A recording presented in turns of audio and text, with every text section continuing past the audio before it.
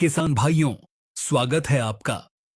आज का वीडियो हमारी खेती के इतिहास का सबसे महत्वपूर्ण वीडियो होने वाला है। अक्सर हम अपने खेतों में खाद डालते हैं, मेहनत करते हैं, लेकिन फिर भी हमारी फसल वैसी नहीं होती जैसी हम चाहते हैं। कभी पत्ते पीले पड़ जाते हैं, कभी फल गिर जाते हैं, तो कभी दाना छोटा रह जाता है। हम सोचते हैं कि कोई बीमारी आ गई है और हम महंगी दवाइयां छिड़कने लगते हैं।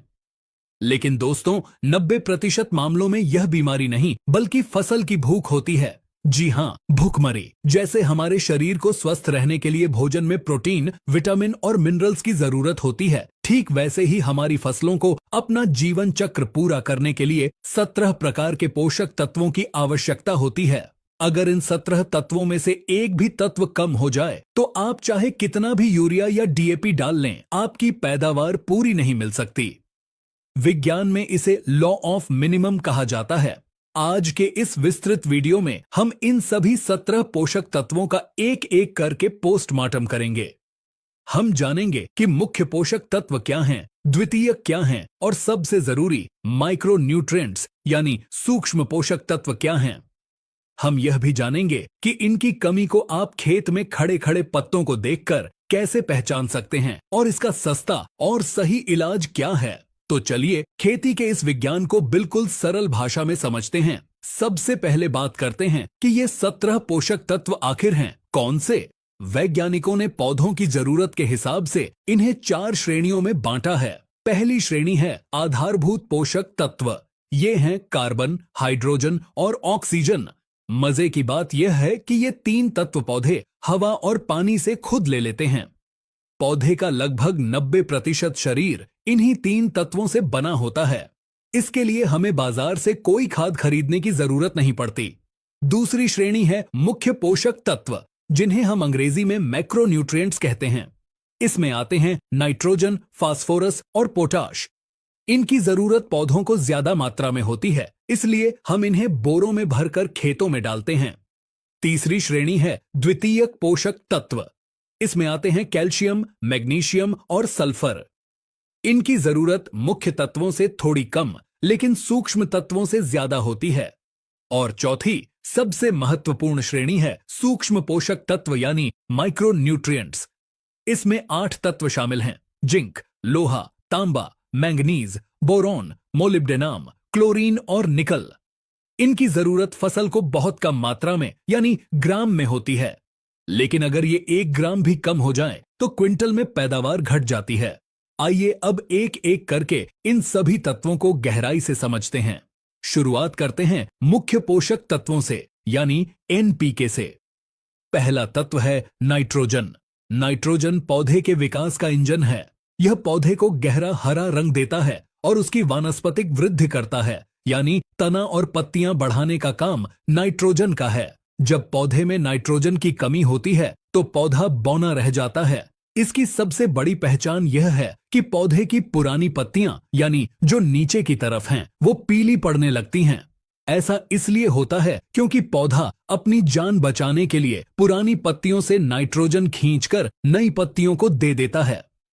दूसरा मुख्य तत्व है फास्फोरस। फास्फोरस को आप पौधे की ऊर्जा कह सकते हैं। यह जड़ों का विकास करता है। अगर जड़ें मजबूत नहीं होंगी तो पौधा मिट्टी से भोजन कैसे उठाएगा। फास्फोरस की कमी होने पर जड़ें विकसित नहीं होती और पौधे का रंग गहरा नीला या बैंगनी हो जाता है। अक्सर आप मक्का या टमाटर में देखते होंगे कि पत्तियां किनारों से बैंगनी रंग की हो रही हैं। यह फास्फोरस की कमी का साफ संकेत है। तीसरा मुख्य तत्व है पोटाश। पोटाश पौधे का डॉक्टर है। यह पौधे में रोगों से लड़ने की ताकत पैदा करता है। यह तने को मजबूत बनाता है ताकि फसल गिरे नहीं।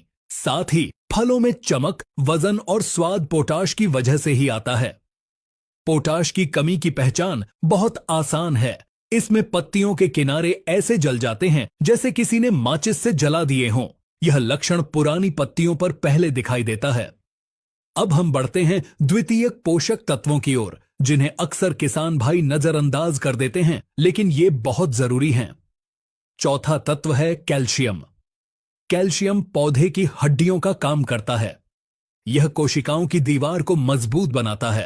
अगर कैल्शियम की कमी हो जाए तो नई पत्तियां जो बिल्कुल ऊपर निकल रही हैं वो मुड़ जाती हैं या हुक की तरह हो जाती हैं। फलों का आकार बिगड़ जाता है और फूल झड़ने लगते हैं। टमाटर में नीचे से फल का सड़ना कैल्शियम की कमी का सबसे बड़ा उदाहरण है। पांचवां तत्व है मैग्नीशियम। मैग्नीशियम पौधे की रसोई का मुख्य हिस्सा है। पत्तों का हरा रंग क्लोरोफिल के कारण होता है और क्लोरोफिल के केंद्र में मैग्नीशियम होता है। अगर मैग्नीशियम नहीं होगा तो पत्ता भोजन नहीं बना पाएगा। इसकी कमी की पहचान यह है कि पुरानी पत्तियों की नसें तो हरी रहती हैं, लेकिन नसों के बीच का हिस्सा पीला पड़ जाता है। छठा तत्व है सल्फर। सल्फर तिलहनी फसलों के लिए वरदान है। यह सरसों, सोयाबीन और मूंगफली जैसी फसलों में तेल की मात्रा बढ़ाता है। साथ ही प्याज और लहसुन में जो तीखापन होता है वह सल्फर की वजह से ही होता है। सल्फर की कमी के लक्षण नाइट्रोजन से मिलते जुलते हैं, यानी पत्तियां पीली पड़ती हैं। लेकिन फर्क यह है कि नाइट्रोजन में पुरानी पत्तियां पीली होती हैं, जबकि सल्फर की कमी में नई पत्तियां यानी ऊपर की पत्तियां पीली पड़ने लगती हैं। अब आते हैं इस वीडियो के सबसे महत्वपूर्ण हिस्से पर, जो है सूक्ष्म पोषक तत्व यानी माइक्रो न्यूट्रिएंट्स।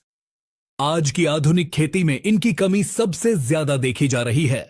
आइए इन 8 तत्वों को विस्तार से जानते हैं। सातवां तत्व है जिंक। भारतीय मिट्टी में जिंक की कमी सबसे ज्यादा पाई जाती है। जिंक पौधे में हार्मोन बनाने का काम करता है, जिससे पौधे की लंबाई बढ़ती है। जिंक की कमी से पत्तियां छोटी रह जाती हैं और गुच्छे जैसी दिखने लगती हैं। धान की फसल में लगने वाला खैरा रोग जिंक की कमी से ही होता है। मक्का में अगर आप देखें कि नई पत्तियों के आधार पर सफेद पट्टियां बन रही हैं, तो समझ लीजिए कि खेत में जिंक की भारी कमी है। आठवां तत्व है लोहा यानी आयरन। आयरन क्लोरोफिल बनाने में मदद करता है। इसकी कमी उन जमीनों में ज्यादा होती है जहां चूना ज्यादा हो। आयरन की कमी का लक्षण हमेशा नई पत्तियों पर दिखता है। नई पत्तियां पूरी तरह से पीली या सफेद हो जाती हैं, लेकिन उनकी नसें हरी रहती हैं। मूंगफली, गन्ना और धान की नर्सरी में यह समस्या अक्सर देखने को मिलती है। नौवां तत्व है बोरॉन। इसे आप फलों का रक्षक कह सकते हैं। बोरॉन का मुख्य काम परागण की क्रिया को सफल बनाना है, यानी फूल से फल बनने के लिए बोरॉन अनिवार्य है। इसके साथ ही यह फलों को फटने से रोकता है। अगर आपके खेत में टमाटर, अनार या तरबूज के फल फट रहे हैं तो यह बोरॉन की कमी है। अगर फूल बहुत ज्यादा झड़ रहे हैं और दाना नहीं भर रहा तो भी यह बोरॉन की कमी का संकेत है। 10वां तत्व है मैग्नीज। मैग्नीज प्रकाश संश्लेषण और नाइट्रोजन को पचाने में मदद करता है। इसकी कमी होने पर पत्तियों पर छोटे छोटे भूरे या काले धब्बे दिखाई देने लगते हैं। गन्ने में फहाला रोग मैंगनीज की कमी से ही होता है। 11वां तत्व है कॉपर यानी तांबा। तांबा पौधे की रोग प्रतिरोधक क्षमता को बहुत बढ़ाता है, खास तौर पर फफूंद जनित रोगों के खिलाफ। नींबू वर्गीय फसलों में इसकी कमी बहुत देखी जाती है। इसकी कमी से डाईबैक नाम की समस्या होती है, जिसमें पेड़ ऊपर से नीचे की तरफ सूखने लगता है और तने से गोंद निकलने लगता है। अनाज वाली फसलों में इसकी कमी से बालियों में दाने खाली रह जाते हैं। 12वां तत्व है मोलिब्डेनम। यह दलहनी फसलों के लिए बहुत जरूरी है। दाल वाली फसलों की जड़ों में जो गांठें होती हैं, जो हवा से नाइट्रोजन खींचती हैं, वे मोलिब्डेनम के बिना काम नहीं कर सकती। इसकी कमी से फूलगोभी में व्हिपटेल नामक बीमारी हो जाती है, जिसमें पत्तियां चाबुक जैसी पतली और टेढ़ी मेढ़ी हो जाती हैं। 13वां तत्व है क्लोरीन। क्लोरीन पौधे में पानी के संतुलन को बनाए रखता है और जड़ों को फफूंद से बचाता है। आमतौर पर खेतों में क्लोरीन की कमी कम ही होती है, क्योंकि हमारे सिंचाई के पानी और वातावरण में यह मौजूद रहता है। 14वां तत्व है निकल। यह सबसे नया खोजा गया 17वां पोषक तत्व है। निकल का काम बहुत विशिष्ट है। यह यूरिया को पचाने वाले एंजाइम का हिस्सा है। अगर पौधे में निकल नहीं होगा तो पौधा यूरिया को सही से इस्तेमाल नहीं कर पाएगा और पत्तियों के किनारे जलने लगेंगे। यह बीज की अंकुरण क्षमता को भी बढ़ाता है। इससे पहले हमने 3 तत्व आपको बताए थे, कार्बन, हाइड्रोजन और ऑक्सीजन, जो कि हमारे वातावरण में उपलब्ध हैं। इस प्रकार से 14 और 3 17 पोषक तत्व इस प्रकार से होते हैं। तो दोस्तों, ये थे वो 17 तत्व जो आपकी फसल की तकदीर तय करते हैं। अब सवाल आता है कि हम इनका प्रबंधन कैसे करें। सबसे पहला और सबसे सही तरीका है मिट्टी की जांच। हर 3 साल में एक बार अपनी मिट्टी की जांच जरूर करवाएं ताकि आपको पता चले कि आपकी जमीन में किस सूक्ष्म तत्व की कमी है।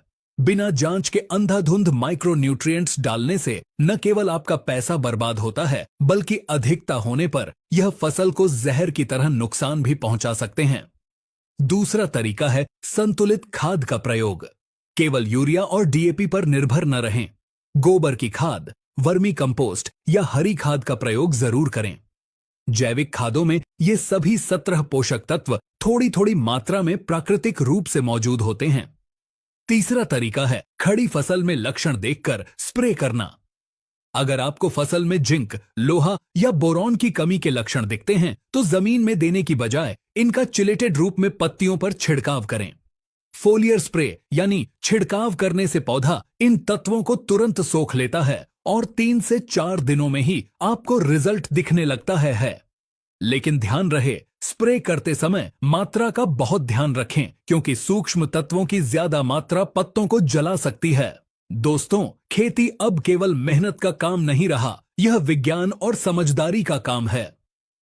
जब हम अपनी फसल की भूख को समझेंगे और उसे सही समय पर सही थाली परोसेंगे, तभी हम बम्पर पैदावार की उम्मीद कर सकते हैं। यह 17 पोषक तत्व ही वो चाबी हैं जो आपके उत्पादन को 30 से 40% तक बढ़ा सकते हैं। उम्मीद है कि आज का यह विस्तृत विश्लेषण आपको पसंद आया होगा और इससे आपकी खेती में एक सकारात्मक बदलाव आएगा। अगर आप चाहते हैं कि हम किसी विशेष फसल या किसी विशेष खाद पर ऐसा ही विस्तृत वीडियो बनाएं, तो हमें कमेंट करके जरूर बताएं। इस महत्वपूर्ण जानकारी को अपने तक सीमित न रखें, इसे अपने साथी किसान भाइयों के साथ शेयर जरूर करें ताकि वे भी अपनी फसल को सही पोषण दे सकें। इस